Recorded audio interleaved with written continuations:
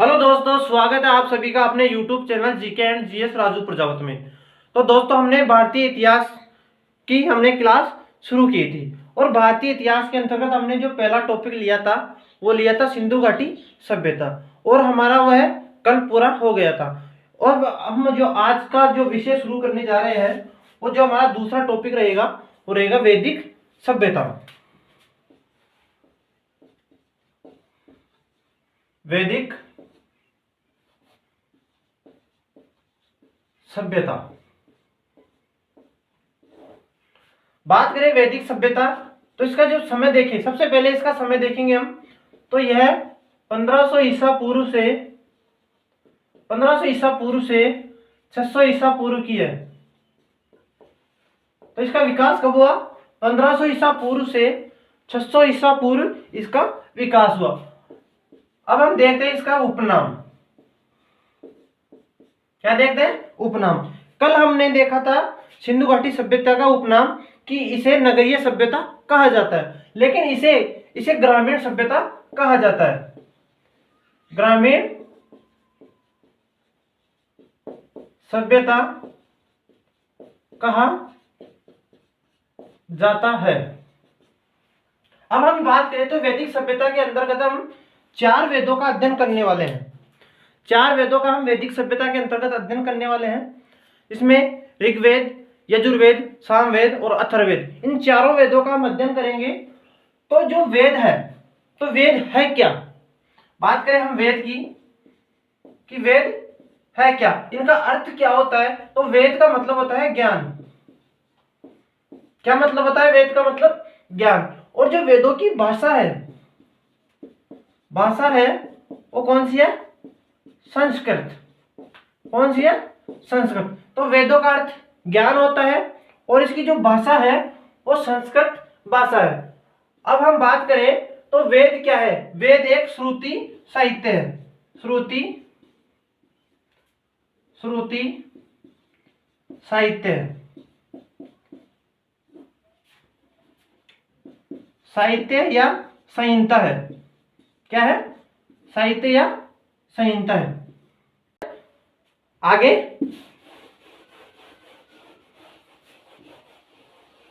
वैदिक साहित्य की, जो वैदिक साहित्य है उसमें किस किस को शामिल किया गया है? तो वैदिक साहित्य में वेद, ब्राह्मण ग्रंथ, अरण्य,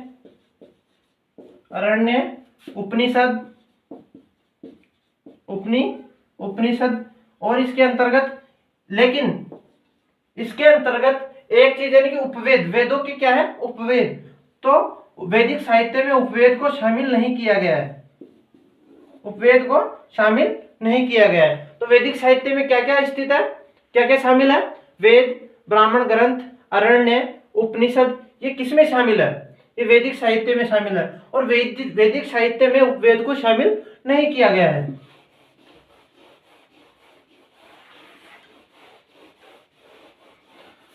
अब बात करें वेदों की, तो जो वेदों का संकलन है, वेदों का संकलन महर्षि देवपायन वेद व्यास के द्वारा किया गया। किसके द्वारा किया गया? महर्षि देवपायन वेद व्यास के। और इसकी भाषा जो थी वो संस्कृत थी। कौन सी थी? संस्कृत। बात करें इसकी लिपि की, तो इसकी लिपि थी ब्राह्मी लिपि इसकी थी। एक बार फिर से देख लीजिए, वेदों का संकलन महर्षि देवपायन वेदव्यास के द्वारा किया गया और वेदों की जो भाषा थी वो थी संस्कृत और इसकी लिपि कौन सी थी? ब्राह्मी लिपि थी। अब हम बात करते हैं आर्यों की। किसकी बात करते हैं? आर्यों की। अब हम बात करें कि आर्यों का अर्थ होता क्या है? तो आर्यों का अर्थ श्रेष्ठ होता है। आर्यों का अर्थ श्रेष्ठ होता है। अब हम बात करें कि इनकी जो पहचान की गई, तो पहचान इनकी किस आधार पर की गई, तो इनकी जो पहचान है और इनकी जो जाति है वो कौन सी है, नार्कोडिक। आर्य किस जाति थे, नार्कोडिक जाति से आर्य थे। अब आर्यों का मूल स्थान कौन सा है, आर्यों का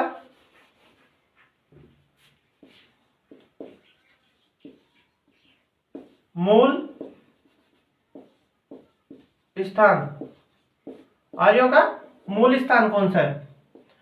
अब बात करें कि आर्यों का मूल स्थान कौन सा है, तो नंबर 1 पर करते हैं भारत। भारत में आर्यों का मूल स्थान कौन मानता है, तो भारत में आर्यों का मूल स्थान भगवंत दास गिडवानी मानता है। कौन मानता है, भारत कौन मानता है, भगवंत दास गिडवानी। भगवंत दास गिडवानी के द्वारा ये लिखा गया कि आर्यों का मूल स्थान कौन सा था, वो आपके भारत था। जबकि बात करें मध्य एशिया,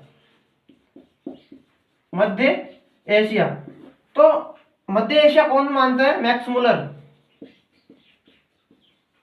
मैक्स मुलर ने कहा है कि जो आर्य थे वो मध्य एशिया में स्थित थे। जबकि बात करें उत्तरी ध्रुव, उत्तरी ध्रुव, उत्तरी ध्रुव बाल गंगाधर तिलक ने, बाल गंगाधर तिलक ने आर्यों का मूल स्थान है वो आपके उत्तरी ध्रुव माना है। जबकि बात करें हम तिब्बत, तो तिब्बत दयानंद सरस्वती मानते हैं। कौन है, तिब्बत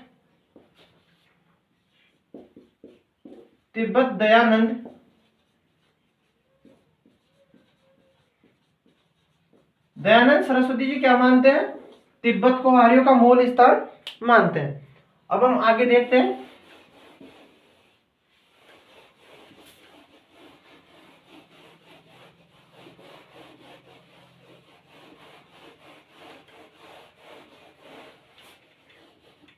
अब जो वैदिक सभ्यता है इसको हम दो भागों में विस्तार से पढ़ेंगे। एक है ऋग्वैदिक काल और दूसरा है उत्तर वैदिक काल। उत्तर वैदिक काल, अब हम इसके समय की बात करें तो ये 1500 ईस्वी से 1000 ईसा पूर्व का है। कब का है ये, 1500 ईस्वी पूर्व से 1000 ईस्वी पूर्व का है। जबकि हम इसकी बात करें तो 1000 ईसा पूर्व से 600 ईसा पूर्व का है। ठीक है, इसके अंतर्गत एक वेद को शामिल किया गया है, वो है ऋग्वेद। कौन सा है, ऋग्वेद। और इसके अंतर्गत 3 वेदों को शामिल किया गया है। उसमें एक है सामवेद,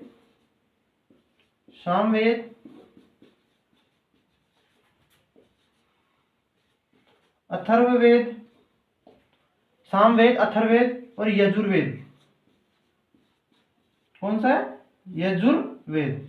एक बार फिर से देख लीजिए, जो वैदिक सभ्यता है उसको हम 2 भागों में पढ़ेंगे। ठीक है, कितने भागों में पढ़ेंगे, 2 भागों में। एक है ऋग्वैदिक काल और दूसरा है उत्तर वैदिक काल। जो ऋग्वैदिक काल का समय है वो 1500 ईसा पूर्व से 1000 ईसा पूर्व का है। और बात करें उत्तर वैदिक काल तो इसका जो समय है 1000 ईसा पूर्व से 600 ईसा पूर्व का है। जो ऋग्वैदिक काल है उसमें हम एक वेद का अध्ययन करने वाले हैं और वह है ऋग्वेद। तो बात करें जो हम उत्तर वैदिक काल है उसमें 3 वेदों का अध्ययन करेंगे, वह ऋग्वेद, अथर्ववेद और यजुर्वेद।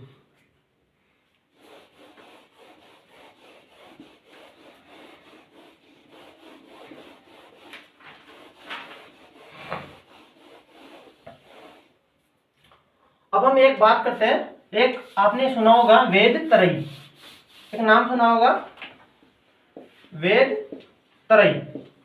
क्या नाम है, वेद तरई। ये बहुत बार पूछा गया है कि वेद तरई में कौन सा वेद शामिल नहीं था।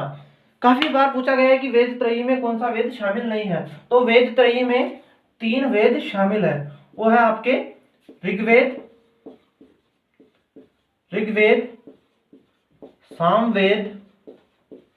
सामवेद और यजुर्वेद। यजुर्वेद, ये 3 वेद वेद त्रयी के अंदर शामिल है।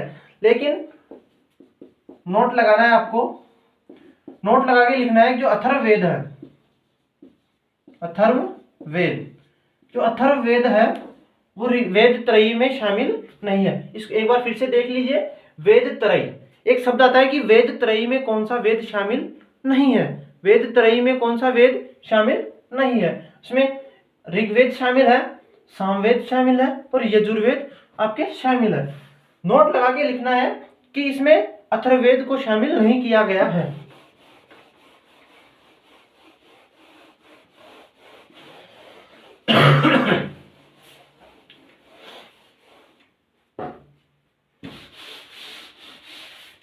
अब हम बात करते हैं ऋग्वेद की।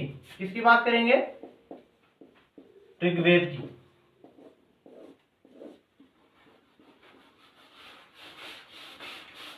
ऋग्वेद की बात करें तो जो ऋग्वेद हमने देखा है ऋग्वेदिक काल, तो अकेले ऋग्वेदिक काल में अकेला वेद है, तो इसका जो समय है 1500 ईसा पूर्व से 1000 ईसा पूर्व का है। कब का है? 1000 ईसा पूर्व का है। बात करें ऋग्वेद के अंतर्गत तो यह सबसे प्राचीन वेद है, सबसे प्राचीन वेद है। जो 4 वेद है उनमें सबसे प्राचीन वेद कौन सा है? ऋग्वेद है। अब इसमें ऋग्वेद में जो मंत्र पद्य है, मंत्र पद्य, इन्हें ऋचा कहा गया है। क्या कहा गया है? ऋचा कहा गया है। यह महत्वपूर्ण बात है कि जो ऋग्वेद है उसमें जो मंत्र पद्य है उन्हें ऋचा कहा गया है। और इन मंत्रों का अध्ययन करने वालों को, इन मंत्रों के अध्ययन करने वालों को हमने होत्र कहा है। क्या कहा है? होत्र कहा है।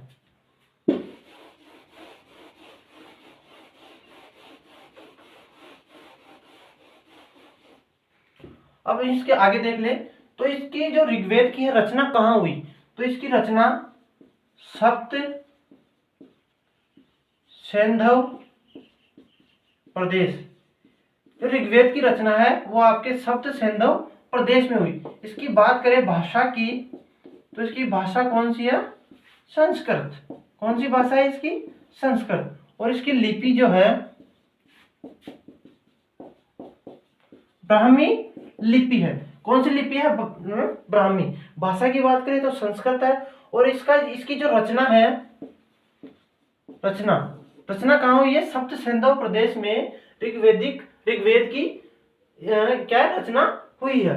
अब हम इसकी बात करें तो इसमें इस समय इसमें सबसे पवित्र नदी, सबसे पवित्र नदी का इसमें जिक्र हुआ है और वह आपके सरस्वती। कौन सी है? सरस्वती। अब ऋग्वेद की बात करें तो ऋग्वेद में 10 मंडल और 1028 सूक्त है। कितने हैं? सूक्त है। कितने हैं? 1028 सूक्त है और ये 10 मंडल है। अब हम 10 मंडल को विस्तार से देखें, लेकिन 10 मंडल में 3 से 4 मंडल ही ऐसे हैं जो महत्वपूर्ण है। आगे देखिए, अब हम मंडल को देखते हैं। तो महत्वपूर्ण मंडल है उनको देखते हैं।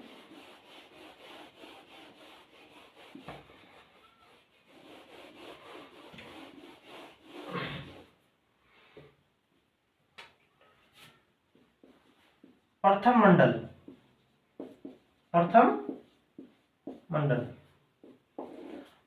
मंडल, ये जो प्रथम मंडल है वो कण्व ऋषि को समर्पित है। किसे समर्पित है?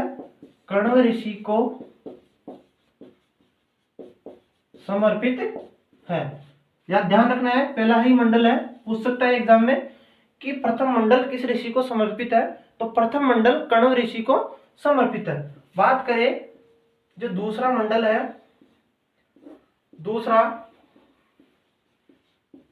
मंडल है वो ग्रसमत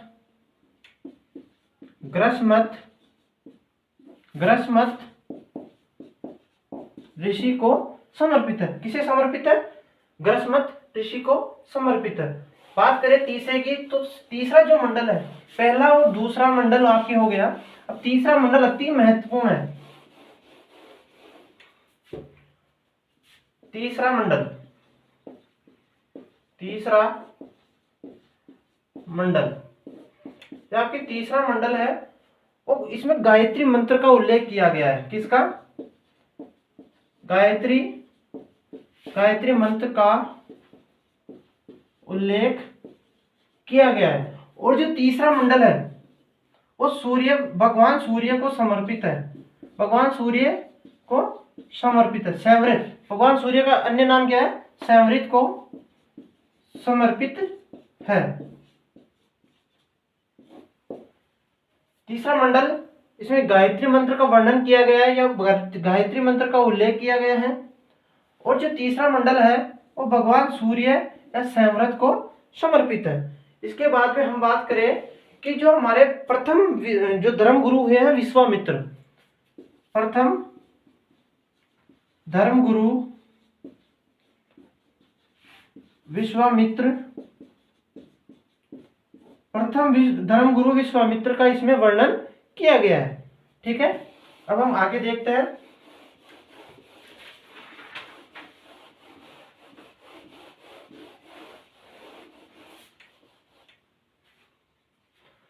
अब हम बात करते हैं सातवां मंडल। सातवां मंडल, सातवां मंडल भी अति महत्वपूर्ण है। क्या है? अति महत्वपूर्ण है। इसमें 10 राज्य युद्ध का वर्णन मिलता है, वर्णन मिलता है। किसका वर्णन मिलता है? 10 राज्य युद्ध का वर्णन मिलता है। अब ये 10 राज्य युद्ध है वो किस किस के मध्य हुआ? तो ये भरत जन के राजा, भरत वंश के राजा सुदास, भरत वंश के राजा सुदास व 10 राजाओं के मध्य हुआ। 10 राजाओं के मध्य हुआ। किस किस के मध्य हुआ? भरत वंश के राजा सुदास और 10 राजाओं के मध्य हुआ। इस युद्ध में भरत वंश के राजा सुदास की विजय हुई और 10 राजाओं की हार हुई। और डीडी कौशाम्बी ने कहा है, डीडी कौशाम्बी ने कहा है कि यह जो युद्ध हुआ था वो नदी के जल के विवाद के ऊपर हुआ था। नदी यानी नदी के जल के अधिकार को लेकर यह विवाद हुआ था। और इस युद्ध को, जी यह युद्ध है और रावी या परूषणी नदी के किनारे लड़ा गया था। किस नदी के किनारे लड़ा गया था? रावी या परूषणी नदी के किनारे लड़ा गया था। लेकिन कुछ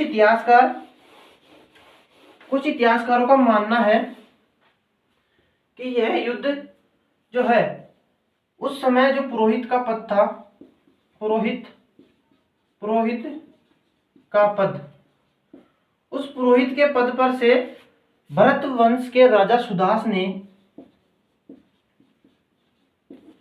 ने विश्वामित्र को हटाया और उसके स्थान पर गुरु वशिष्ठ को यानी कि पुरोहित का पद दे दिया। किसे हटाया? विश्वामित्र को हटाकर गुरु वशिष्ठ को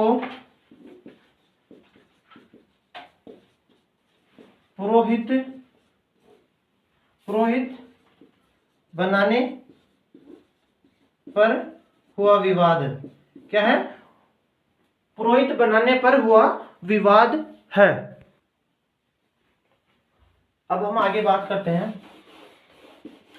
कि ये दशहरा के युद्ध था, इसमें 3 अनार्य कबीलों ने भी भाग लिया था। 3 अनार्य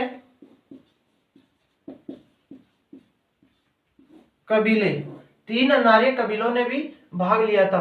उनमें एक था यक्ष, शिग्रू और अजा। कौन सा? कौन कौन थे? यक्ष, शिग्रु, शिग्रु और अजा, ये 3 अनार्य कबीले थे। इन्होंने भी दशरागी युद्ध में भाग लिया था।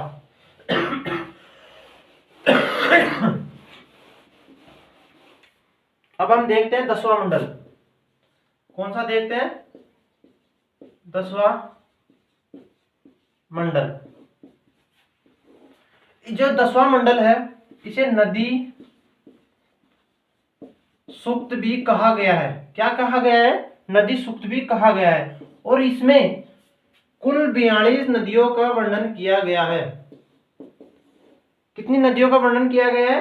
कुल 42 नदियों का वर्णन किया गया है। यह इसलिए महत्वपूर्ण है कि जो 10वां मंडल है इसमें एक सूक्त है पुरुष सूक्त। कौन सा सूक्त है? पुरुष सूक्त। इस पुरुष सूक्त में वर्ण व्यवस्था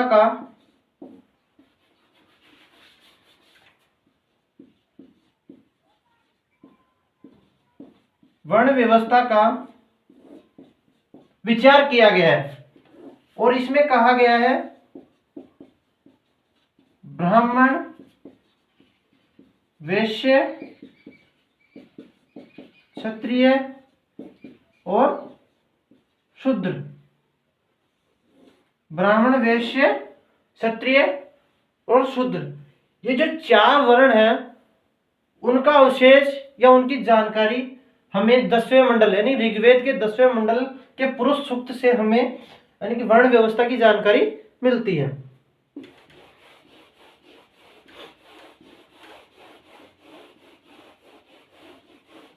बात करें 10वें मंडल में, यह सबसे बड़ा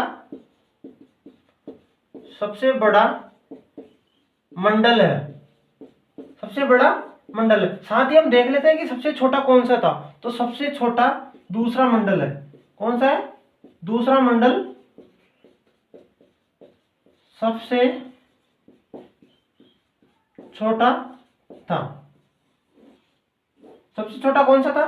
सबसे छोटा दूसरा मंडल था। और सबसे बड़ा 10वां मंडल है। अब हम कुछ अन्य बातें कर लेते हैं। ऋग्वेद की कुछ महत्वपूर्ण अन्य बातें कर लेते हैं।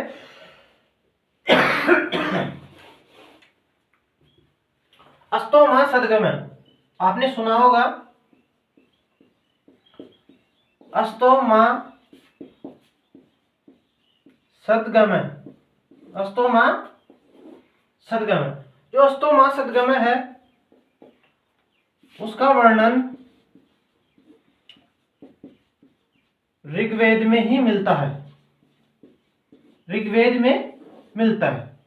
अब हम इसकी एक मुख्य बात देख लेते हैं कि जो ऋग्वेद है उसके कुछ ब्राह्मण ग्रंथ हैं। और वो कितने हैं एक बार उनके देख लेते हैं।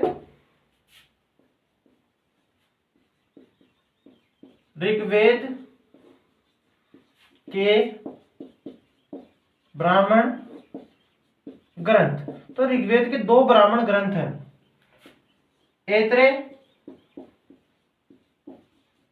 ऐत्रेय और जो दूसरा है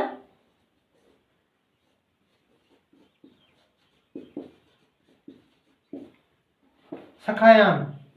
ऐत्रेय और सखायान। इसका दूसरा नाम क्या है? कौशितकीय।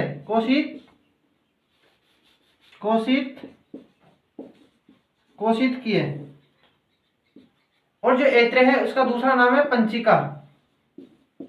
क्या नाम है? पंचिका। एक बार फिर से देख लीजिए। जो ऋग्वेद है उसके 2 ब्राह्मण ग्रंथ है। कितने ब्राह्मण ग्रंथ है? 2 है। नंबर 1 की बात करें तो ऐत्रेय, इसका दूसरा नाम है पंचिका। और दूसरा है सखायान, इसका अन्य नाम है कौशितकीय। क्या नाम है? कौशितकीय।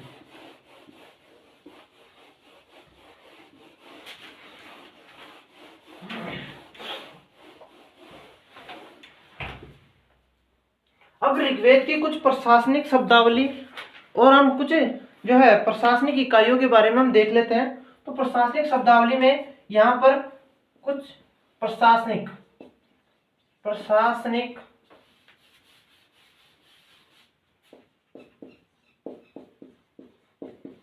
प्रशासनिक प्रशासनिक संस्थाएं। क्या है? प्रशासनिक संस्थाएं। यहाँ पर कुछ प्रशासनिक संस्थाएं थी, वो ऋग्वेद में महत्वपूर्ण कार्य करती थी। क्या करती थी? महत्वपूर्ण कार्य करती थी। इसमें सभा एक आती है, समिति सभा है, एक समिति है, एक विद्युत है और एक गण है। विद्युत और एक गण है। ये ऋग्वेद की महत्वपूर्ण संस्थाएं है। सभा, समिति, विद्युत और गण है। बात करें सभा, सभा का ऋग्वेद में 8 बार उल्लेख किया गया है या 8 बार वर्णन किया गया है। समिति का 9 बार किया गया है और विद्युत का 122 बार। और जो गण है, गण का बात करें तो ऋग्वेद में गण का कितनी बार वर्णन किया गया है? तो गण का कुल 46 बार वर्णन किया गया है। कितनी बार वर्णन किया गया है? 46 बार। और जो ऋग्वेद है, ऋग्वेद में जो सभा और समिति है, इसे अथर्ववेद में प्रजापति की 2 पुत्री कहा गया है।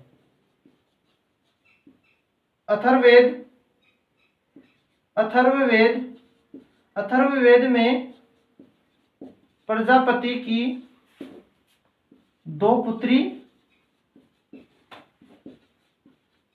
कहा गया है। फिर से देख लीजिए, सभा, समिति, विद्युत और गण, ये क्या है? ऋग्वेद की प्रशासनिक संस्था है। यहाँ सभा और समिति को अथर्ववेद में प्रजापति की 2 पुत्री कहा गया है। अब हम आगे देखते हैं एक बार।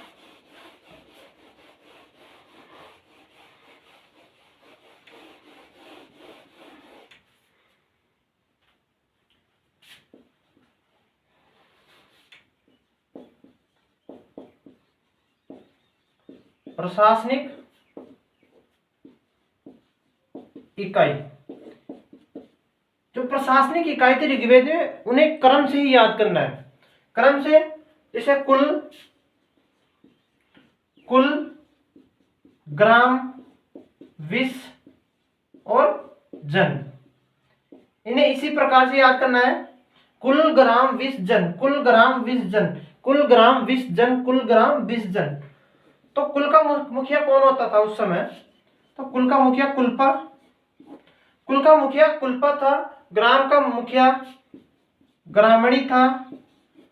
और जो आपका विष है, विष का मुखिया विषपति था। विषपति किसका मुखिया है? विषपति विष का मुखिया है। और जन का मुखिया गोपति था। एक बार फिर से, कुल, ग्राम, विष, जन, कुल, ग्राम, विष, जन। कुल का मुखिया कुलपा था, ग्राम का मुखिया ग्रामीणी था, विष का मुखिया विषपति था और जन का मुखिया गोपति था। ठीक है। अब इसकी कुछ अन्य बात कर लेते हैं। अब ऋग्वेद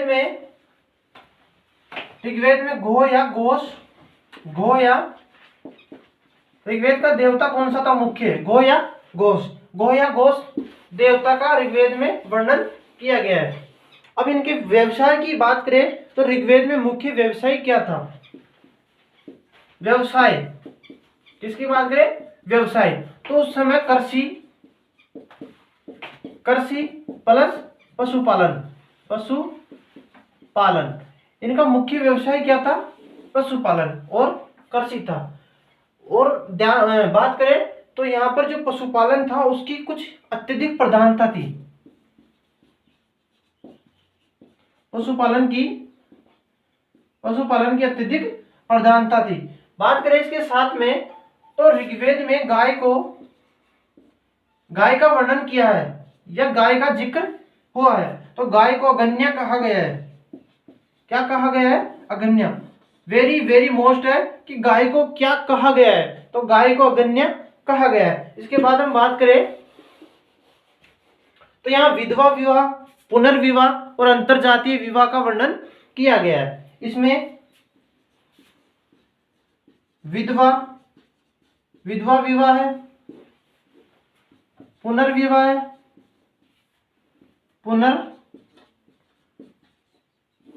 पुनर्विवाह है और अंतरजातीय अंतर अंतर जातीय विवाह का वर्णन किया गया है और इसके भी प्रमाण हमें मिलते हैं। अब हम आगे बात करते हैं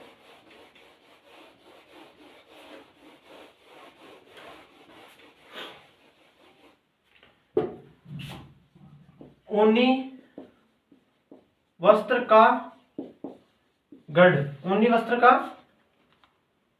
गढ़, ऊनी वस्त्र का जो गढ़ कहा गया है वो आपके गांधार या परुष्णी को कहा गया है। किसे कहा गया है? गांधार या परुष्णी को ऊनी वस्त्र का गढ़ कहा गया है। बात